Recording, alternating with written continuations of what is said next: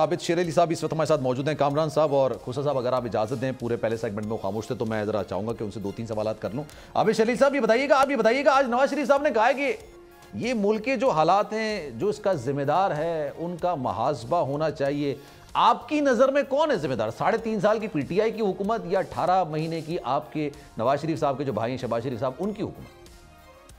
ये इमरान खान जिन्होंने पाकिस्तान का बेड़ा गर्क किया है और जिन लोगों ने इस मुल्क के अंदर आरटीएस सिस्टम का बंद किया है, तो ये तो जिम्मेदारी जो उनकी है, जो आज पाकिस्तान जिस नहज पर पहुंचा है और जिस तरह फिर उसके बाद उसकी कंटिन्यूटी रही। देखे इनके अजाइम देखे कैसे कितने खतरनाक थे कि 9 मई का वाक़या करवाकर फिर उसके बाद पाक फौज के अदारे पे, उनके घरों पे उनकी तनसीबात पर हमले किए।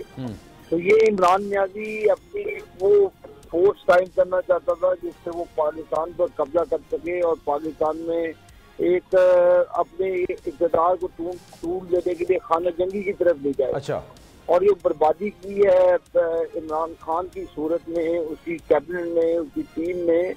तो जो मामला है तो इनको कभी स्टेज नहीं छोड़ना चाहिए। जो 190 मिलियन पाउंड जैसे करप्शन के मेगा स्कैंडल्स हैं, जो ऊपर अलकादे ट्रस्ट है जिसके एवज जमीन देकर मुल्क का 190 मिलियन पाउंड जो बरतानिया की क्राइम एजेंसी ने भेजा, वो भी इन्होंने वापस कर दिए। तो अंदाजा कर लें जो और बाकी फाइनेंशियल करप्शन के इनके ऊपर मामला हैं, तो पाकिस्तान के नुकसान हुए इनकी जो भी मिनिस्ट्री उठा के देखने करप्शन से अनुरूप है वो।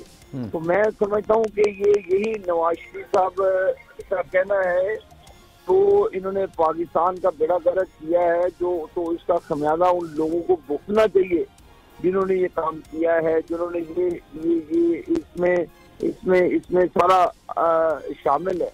तो ये तो एक हम चाहते हैं कि मुल्क आगे की तरफ जाए, मुल्क में एक मजबूत। तो सर ये मैं आबिद साहब बताइए कि जो इस इदारे का आप जिक्र कर रहे हैं, ये कौन कौन से इदारे ऐसे हैं जिनका एहतसाब होना चाहिए आपको लग रहा है?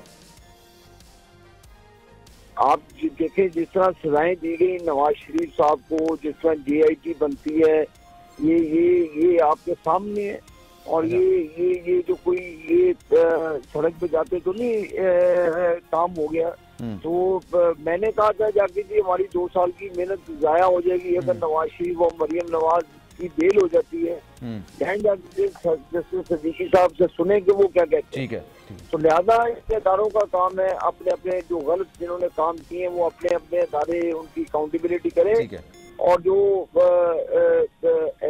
तो सर ये मामला है, ठीक है, चले सर। ये नवाज शरीफ साहब जो कह रहे हैं कि 93 और 99 में क्यों निकाला, क्या कारगिल जंग छेड़ने के सवाल पर निकाला गया? सर मेरा सवाल ये है कि ये सवाल नवाज शरीफ साहब ने पूछा किससे है?